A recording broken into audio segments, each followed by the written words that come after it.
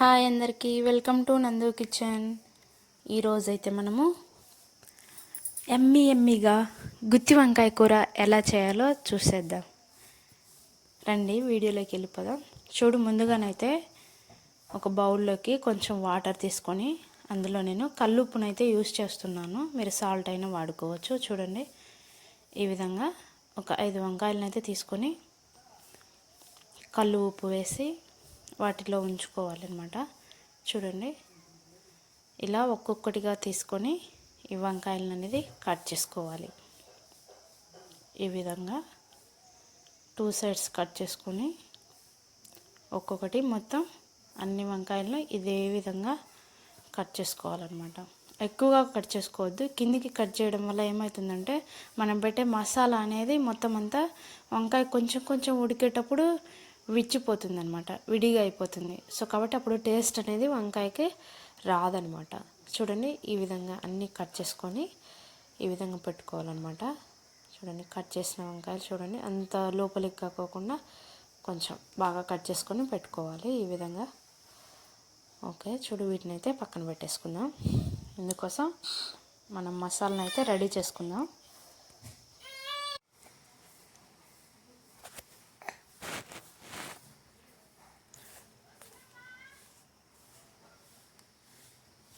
ముందుగానైతే చూడండి, బాండి గ్యాస్ మీద పెట్టుకొని అందులోకి 1/2 కప్పు వరకు పల్లీలు తీసుకోవాలి. ఈ విధంగా పల్లీలు బాగా ఒక కలర్ వచ్చేంత వరకు వేపుకోవాలి. అందులోనే కొంచెం ధనియాలు కూడా వేసుకోవాలి. చూడండి, ఈ విధంగా మొత్తం అంతా హీట్ చేసుకోవాలన్నమాట. తర్వాత ఇందులోనే ఒక 5 ఎండుమిర్చిని కూడా వేసి మొత్తాన్ని వేపుతున్నాను. మొత్తం అంతా బాగా హీట్ అయ్యేంత వరకు అన్నిటినీ వేపుకోవాలి. ఈ విధంగా వేపుకున్న తర్వాత మళ్ళీ ఒకసారి కొంచెం ధనియాలు ఈ విధంగా తీసుకొని బాండీ అయితే గ్యాస్ మీద పెట్టి వెలిగించేసుకున్న తర్వాత చూడండి, కొంచెం చెక్క, 4 లవంగాలు, 5 ఎండుమిర్చి తీసుకొని వేపించిన తర్వాత చూడండి, ఇవన్నీ పల్లీలు పొట్టు తీసేసుకొని ఈ విధంగా అన్నీ మనం వేపుకునేటివన్నీ మిక్సీలో అయితే వేసి చూడండి, కొంచెం ఎండు కొబ్బెర, దీనికి తగినంత కొంచెం చింతపండు, ఒక 10 వరకు చిన్న వెల్లుల్లి, అదేవిధంగా ముందు వేపి పెట్టుకున్న ఎండుమిర్చి వేసి మొత్తాన్ని ఈ విధంగా మొత్తం మసాలా అయితే చేసుకోవాలన్నమాట. మిక్సీ పట్టుకోవాలి. చూడండి, మిక్సీ పట్టుకున్న తర్వాత ఈ మసాలాని మనం ముందుగా కట్ చేసుకున్న వంకాయలను అయితే తీసుకోవాలి. అవి పక్కన పెట్టేసుకొని ఈ విధంగా ముందుగా కట్ చేసుకున్న ఒక మీడియం సైజ్ ఆనియన్, ఒక టమాటో చూడండి, ఈ విధంగా చిన్న చిన్న ముక్కలుగా కట్ చేసుకోవాలన్నమాట. చూడండి, ఈ విధంగా మొత్తం అంతా కట్ చేసుకున్న వీటిని టమాటో అండ్ ఆనియన్ ముక్కల్ని మొత్తం అంతా ఒక బౌల్లోకి అయితే తీసుకున్నాను. మనం మిక్సీ చేసి పట్టుకున్న మసాలాని ఈ టమాటోలోకి వేసి 1/2 టీ స్పూన్ పసుపు వేసి మొత్తం అంతా బాగా కలుపుకోవాలి. ఈ విధంగా కలుపుకోవాలన్నమాట. చూడండి, మొత్తం అంతా మిక్స్ అయ్యేటట్టు మిక్సింగ్ బౌల్ తీసుకొని అందులో వేసి కలుపుకోవాలన్నమాట. ఈ విధంగా మొత్తం అంతా కలుపుకున్న తర్వాత చూడండి, తగినంత సాల్ట్ వేసుకొని మొత్తం అంతా బాగా మిక్స్ చేసుకొని ఒక్కొక్క వంకాయ తీసుకొని ఈ విధంగా ఆ వంకాయలోకి అనేది ఈ మసాలాని మొత్తం అంతా చూడండి, ఈ విధంగా ఓపెన్ చేసి వంకాయని అందులోకి ఈ మసాలాని కొంచెం కొంచెం అందులోకి పెట్టాలన్నమాట. ఈ విధంగా పెట్టిన తర్వాత చూడండి, ఒక్కొక్కటిగా నీట్గా బాగా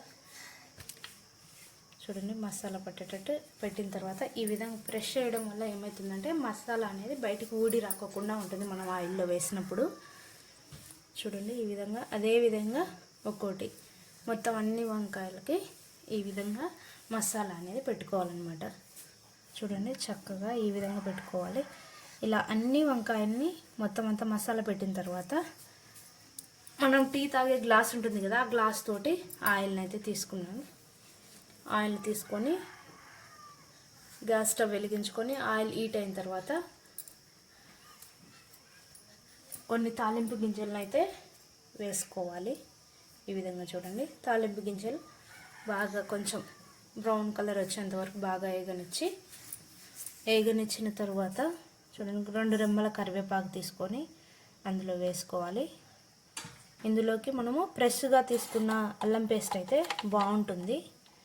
చూడండి, ఈ విధంగా నేనైతే అప్పటికప్పుడు ఫ్రెష్గా అల్లం వెల్లుల్లి మిక్సీ వేసి పెట్టుకున్నాను. ఫ్రెష్గా ఉండేదైతే ఇంకా టేస్ట్ బాగా వస్తుంది.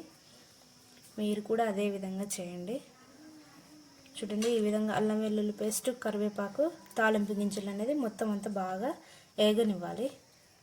ఈ విధంగా ఆయిల్లో ఏగిన తర్వాత మనం మసాలా పెట్టుకున్న వంకాయల్ని ఒక్కొక్కటిగా తీసుకొని ఈ విధంగా ఆయిల్లో అయితే పెట్టేసుకోవాలన్నమాట. చూడండి, ఈ విధంగా అన్ని వంకాయల్ని పెట్టేసుకోవాలి. ఇలా పెట్టేసుకున్న తర్వాత ఒక 5 మినిట్స్ తర్వాత మరలా అనేది ఇంకొక సైడ్కి అనేది ఈ విధంగా ఒక్కొక్కటి మొత్తం అంతా ఒక్కొక్క వంకాయని చెదిరిపోకుండా ఈ విధంగా ఒక గరిటె తీసుకొని చిన్నగా ఇటు సైడ్కి అనేది తిప్పుకోవాలి. ఎందుకంటే ఒకే సైడ్ ఉడికితే పచ్చిగా ఉంటుంది కదండి. అదే విధంగా ఈ విధంగా చేసుకొని మొత్తం అన్నిటిని తిప్పుకోవాలన్నమాట. ఇలా చేసిన తర్వాత మూత పెట్టేసుకొని ఒక 5 మినిట్స్ అయితే అలాగే ఉంచుదాం. చూడండి, మనం ముందుగా వంకాయలలోకి పెట్టుకున్న మసాలా అయితే మిగిలి ఉంటుంది కదా, ఆ మసాలాని మొత్తం ఈ వంకాయ కాస్త ఉడికిన తర్వాత ఈ మసాలా మొత్తం అందులోకి వేసి చూడండి, ఈ విధంగా వేసిన తర్వాత మొత్తం అంతా బాగా గరిటెతోటి సమంగా వంకాయలు విడిపోకుండా ఈ విధంగా పెట్టేసుకొని మూత పెట్టేసి ఒక 5 మినిట్స్ తర్వాత చూస్తే మసాలా అండ్ వంకాయలు కూడా బాగా ఉడికిపోతాయి అన్నమాట. అప్పుడు గుత్తి వంకాయ బాగా టేస్ట్ అనేది వస్తుంది. చూడండి, ఈ విధంగా మూత పెట్టేసుకొని చూస్తే చూడండి ఎంత చక్కగా ఉడుకుతుందో.